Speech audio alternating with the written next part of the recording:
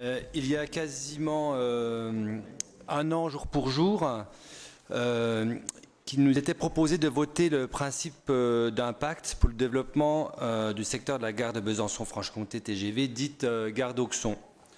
Le rapport à l'époque présentait les ambitions de développement du secteur et actait le fait qu'après avoir construit une gare à la campagne, il fallait bien aménager cette campagne. Nous avions à l'époque émis des critiques sur les conditions d'aménagement en les mettant en perspective avec la problématique de l'étalement urbain et de la consommation de l'espace. Je me permets de rappeler qu'en France, la surface d'un département moyen disparaît tous les 7 ans, autant de surfaces arables et agricoles ou naturelles perdues à jamais.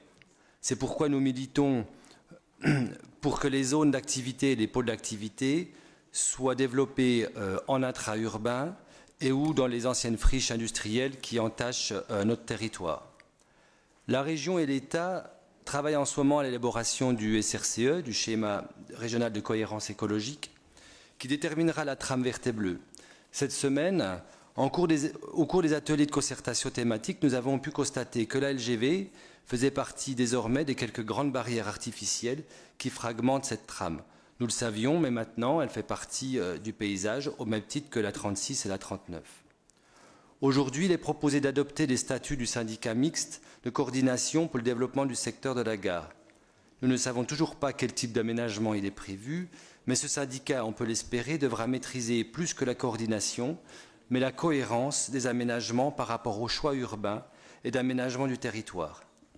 Ainsi, nous espérons que ce syndicat saura imposer, au-delà des projets ambitieux et des intérêts de chacun, une vision globale d'aménagement et une recherche d'économie d'espace et d'intégration.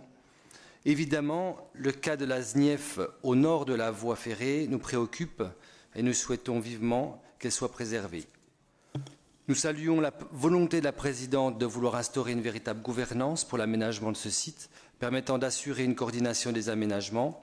Cependant, nous réitérons notre désaccord quant à l'aménagement d'une zone naturelle agricole en future zone d'activité. C'est pourquoi nous nous abstiendrons sur ce rapport tout en conservant une vigilance sur les choix opérés. Je vous remercie. Merci.